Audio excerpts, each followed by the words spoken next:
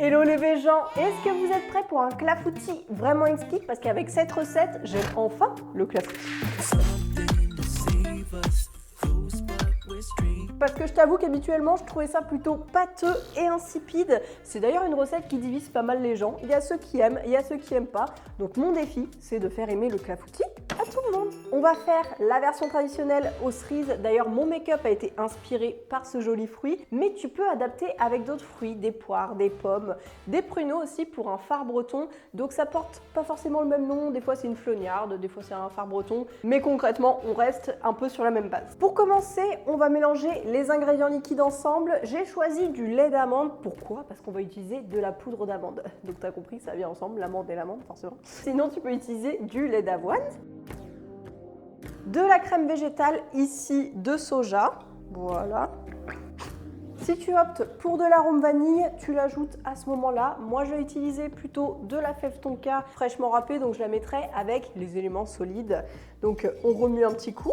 Je fais fondre la margarine au micro-ondes, puis je l'ajoute à la préparation. Pour tout vous dire, une fois, j'avais oublié de mettre la margarine. Ça n'a pas changé énormément la texture, mais c'était quand même un petit peu moins gourmand. Donc après, les gens qui n'aiment pas trop ce genre de produit, au moins, vous savez que vous pouvez le mettre. Maintenant, on va mélanger les ingrédients secs ensemble. On commence par la farine. Je prends de la farine de blé, mais j'imagine qu'avec un mix sans gluten, ça fonctionne aussi très bien.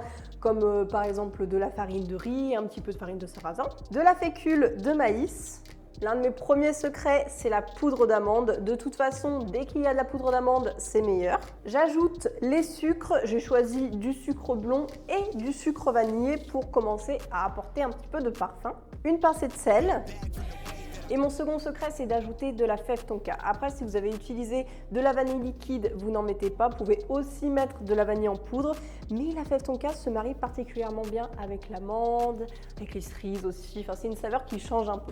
J'utilise un zesteur, j'ai mis environ 3/4 d'une fève tonka, après ça dépend de la taille de la vôtre. Ça se trouve plutôt en épicerie fine, après tu peux chercher à Carouf, mais je suis pas sûre que tu trouves. On mélange ensemble les ingrédients secs. Et c'est le moment de verser les liquides dans les ingrédients secs. On fouette énergiquement et tu laisses reposer 1 heure comme une pâte à crêpes. D'habitude, j'aime le goût du risque, mais là, si vous voulez, les cerises, la chemise blanche, je le sens moyen. En plus, on se croit un petit peu chez mamie avec ce petit tablier vintage.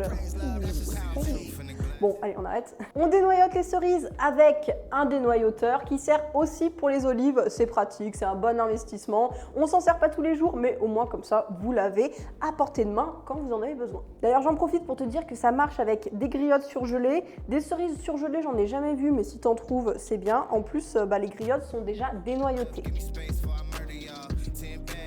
Tu préchauffes ton four à 200 degrés. Dernière étape, on margarine notre plat à gratin parce que sinon vous allez vraiment galérer pour faire des parts. On dispose les cerises au fond du plat à gratin et tu en gardes quelques-unes qu'on mettra par-dessus pour que ça soit plus esthétique. On verse délicatement notre appareil qui a reposé sur les cerises. Là, je trouvais qu'il était un petit peu bombé, donc je tape sur le plan de travail. On va enlever le son. On mettra le chant des oiseaux. Et par-dessus, pour qu'il y ait une petite croûte croustillante caramélisée, je rajoute une cuillère à soupe de sucre. Et on enfourne pour 40 à 45 minutes. Notre clafoutis est prêt et là, bien sûr, il faut le laisser tiédir un petit peu.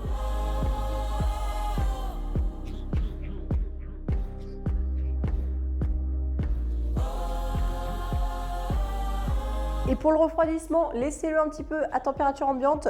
Moi, je préfère quand il est tiède. J'en profite d'ailleurs pour dire que c'est une recette de mon livre 30 jours pour devenir vegan, page 74. Vous pouvez d'ailleurs le retrouver dans toutes les bonnes librairies, le commander dans votre librairie de quartier ou le commander sur l'e-shop de L214. J'espère que vous serez nombreux et nombreuses à tester cette délicieuse recette. Et pour les personnes qui étaient fâchées avec le clafoutis, j'espère que vous vous réconcilierez avec. Et restez connectés parce que lundi, il y a une nouvelle vidéo, on a échangé nos assiettes qui sort avec un ou une autre youtubeuse. Je garde encore un petit peu la surprise et on s'est vraiment régalé à la tournée, donc j'espère que vous serez au rendez-vous. Si tu veux me soutenir, pense à t'abonner à Clafoutisser et on se dit à bientôt pour de nouvelles aventures. Becca.